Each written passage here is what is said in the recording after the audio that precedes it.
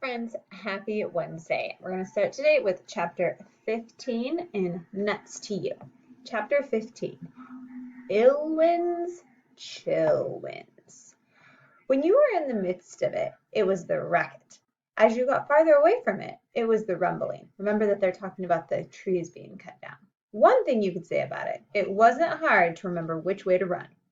As Jed hurried toward their imperiled home, that means it's in danger, Titi and Jed tried to warn the other creatures of treetops, mostly the squirrels, but also some birds, chipmunks, and what have you, about what was coming their way. At first, animals listened to them. The rumbling had already made them uneasy. They were nervous and jumpy. They were looking for explanations. But the farther the friends traveled, the harder it was to convince anyone. As the rumbling was muffled by foliage and dimmed by distance, it could barely be heard above all the other sounds of the world. How much more urgent was this cold wind rushing in, bringing heavy skies that swallowed up the treetops and let loose drops of icy rain. And when a few stray bits of snow were sighted falling in among the raindrops, instinct took over completely. Now squirrels looked blankly at Jed and Titi, not even hearing what they said. Almost to a squirrel they responded with the same 6 words. Winter is coming. We must gather. Only 2 squirrels along the way actually stopped and listened to their warning. The first was a big, burly fellow, old and grizzled. The squirrel had survived many dangers. He turned a black, still shiny eye toward them. Someone has said this sort of thing before, he said. Was it today? Was it yesterday? Can't be sure. He cocked his head. I can't hear any rumbling. Perhaps you are mistaken. And then he smiled at them. I saw it, said Titi. We saw it with our own eyes. Gathering is for nuts, said the burly old squirrel with a sage air. Scattering is for danger. This is an ancient squirrel saying along the lines of, we'll cross that bridge when we come to it. But, sputtered Titi, but, come on, Titi, said Jed. Goodbye, sir. When a tree falls on your forest, may the sound of it be distant. This is another ancient squirrel saying. You can probably guess for yourself what it means. Jed said it to be courteous, but he was pretty sure that this time it was not going to be true. The second squirrel who listened was a young reddish female. That's what the other one said, she murmured, more to herself than them. She spoke with only a faint trace of reddish accent. The other one? Asked Jed. Squirrels passing through, she said thoughtfully. Migrating like geese, like robins, like butterflies, for crying out loud. That's not what squirrels do. Something's not right. She spoke as if she was thinking out loud. She looked at them, studying them as if they held the secret to a puzzle she was trying to solve. A gust of wind blew her fur the wrong way, and she wrapped her tail around her shoulders. She held a seed pod close to her breast. It was clear that she was fighting the instinct to run with it and hide it. In the middle distance, a grating, gravelly roar rose and fell. 3 squirrels flinched. It's just like he described it, said the reddish squirrel. A bone-crushing racket. Titi and Jed exchanged glances. He said bone-crunching? Asked Titi. What did he look like? Said Jed, this other squirrel. The squirrel shrugged. He was grayish, she said, like you. Also, he wore a cap. He patted the top of her head. Also, she said shyly, he was handsome. What kind of cap, said Titi. Was it an acorn top? Yes, said the squirrel, with a sprig of something on top. Goldenrod, I think. He's alive, then, said Jed to Titi. So it's Chai that she saw. And he's headed home, said Titi, like us, ahead of us. Titi and Jed embraced. They jumped up and down and spun around. They wanted to share their joy. They drew the reddish girl into their circle and spun around again and again. Being squirrels, they were able to manage all of this without falling from the tree. Thank you, shuddered Titi as they spun. Thank you for the good news. Then, because even squirrels get dizzy, they sat down. Now it was the world that was spinning, and they laughed, waiting for it to stop, and it did. But the bone-crunching racket crescendoed a little louder, a little closer.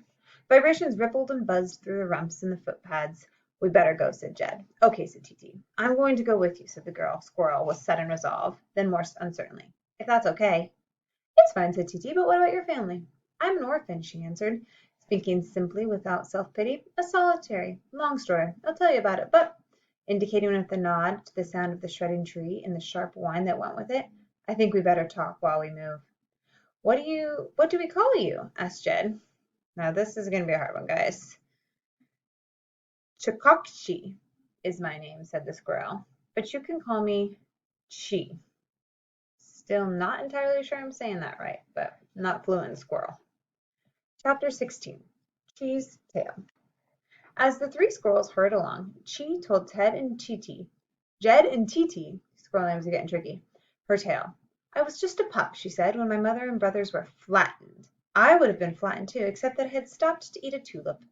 I was too small to reach most tulips, but this one was tiny and low to the ground. My mother kept saying, "Hurry!" but I couldn't help myself. I popped it into my mouth. It was so tasty. But as I was savoring it, something huge flashed by. Mama and Buddy, a tear escaped from the corner of her eye. For a moment it was a perfect crystal sphere on her cheek fur. Then she brushed it away. Well, I've not been able to eat a tulip since, she said. I don't mean to be silly, said Titi quietly. But what's a tulip? It's a kind of flower, said she. Really tasty. At least, that's how I remember it. What was it that flashed by? Asked Jed. She looked at them amused. You haven't lived among humans, have you? No, said Jed. We see them sometimes, said Titi, but they don't stay. They just pass through. Well, I grew up among them, said she. Our grove was in one of their colonies.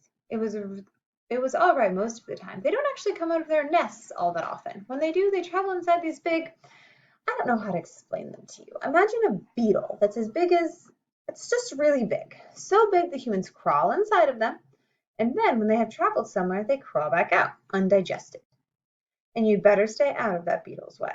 So I'm guessing that that beetle, the thing that killed her family, is a car. Because it steps on you, said Jen. She considered. She didn't know how to explain wheels. She didn't understand them herself. It would be like getting out of the way of a huge boulder rolling down a hill. You would be smashed, flattened. It happens fairly often because they move so fast. You can't get out of their way. They just come out of nowhere and bam! Crikey, said Jed. Sounds scary, said Titi. So what did you do? Asked Jed. Who took care of you? I moved into my grandfather's nest, said she. Where was your father? Said Titi gently. Raccoon, said she matter-of-factly. At least that's what I was told. I never knew him. But my grandfather was very kind and very wise. He taught me so much. He told me stories. He knew more than any squirrel I've ever met. Of course, he was also very old. Are squirrels wise because they're old, mused Jed, or are they old because they're wise? It's something you can wonder about all day, laughed Titi. It probably works both ways. But even if a squirrel is very, very wise, said she, he can only get so old, as the poem goes. Squirrels are fleet, and life is fleeting. Gather ye nuts and feast while ye may. This may sound better in squirrel. It rhymes and has a lot of clicks. So my grandfather had this idea, she went on. All his life he had wanted to see how far he could travel without touching the ground.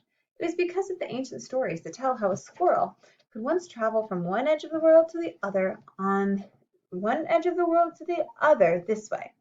I still think it can be done, he said to me. We might have to backtrack, look for new paths, but I would like to see the edge of the world for myself, and I would like to get there without touching the ground. Would you like to go with your old grandfather? He asked. He was probably growing foolish in his age, and I was foolish in my youth, so of course I went. At first it was exciting. There was always a lark to look for, a new path to find where none seems impossible. But as we traveled, I began to notice that grandfather was faltering. There were jumps that should have been easy, that now he was barely grasping and landing. He chuckled and acted as if it was nothing, but we both knew what was happening. I tried to watch out for him. I'm tired, I would say. Let's take an easy path, or let's stop for today. There was part of him, though, that could not give up. He wanted to make it to the edge of the world. I was a little afraid of it myself. I mean, what if we fell off? What then?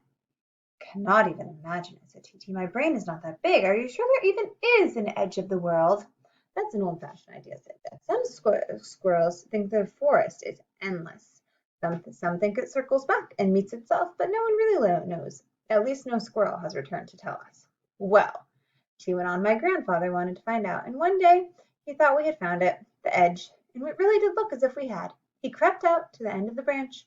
He waved goodbye and then stepped off into the fog. I waited there for a long time, she said, overnight and into the next day. The fog lifted and I could see, far below, a river. There was more world on the other side of it. It wasn't the edge, but my grandfather, one way or another, was gone. By this time we journeyed far from our home. I had taken many winding paths. I backed away from the edge and turned around, but I didn't know how to find my way home. Eventually I settled, so that is why I am solitary. But, she said, the story you told me of the shredding and scattering, that's a story my grandfather told. He had seen it too. That's why I listened to the other squirrel and to you. That's why I came along. A good story makes the journey go by more quickly. A really good story makes you forget you're even on a journey. You don't notice the cold, wet hands that spatter your fur with silver droplets. You don't realize when you step from one branch to another, or even that your feet are moving.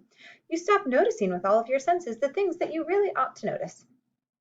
What sort of things? If you are a squirrel, there are so many things to watch out for. The kind that rumbles in the distance, the kind that follows stealthily downward and licks its chops when you pause, the kind that is a dead branch that has been holding to its tree by a few fibrous strands, then fewer strands, then one strand, and then that one strand breaks and the branch falls through the air above you, and watch out! The kind where vapor freezes in the clouds in small roundish masses of ice that fall, and suddenly, instead of drops of rain or even drops of snow, icy balls the size of walnuts are pelting your skin. That's the kind that happened now. I'm guessing that's hail. The hungry fox, who had been following the squirrels from below, flinched as his pelt was hit with the little ice balls. He forgot his focus on food and scrambled for shelter in a lean-to formed by fallen firs. The squirrels, too, ducked and raced for cover from the hailstones. Jed and she flattened themselves against what they hoped would be the safer side of a tree trunk. Then they heard Tee-Tee shout, "Up here! Up here!"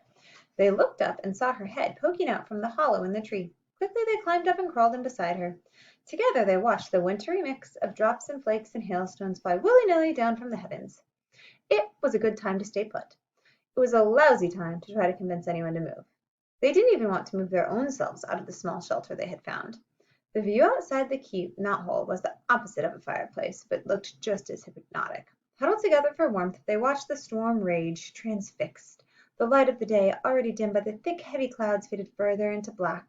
The wild song of the wind, muffled by the curved walls around them, lullabied the 3 squirrels to sleep. And tomorrow we will find out where they end up.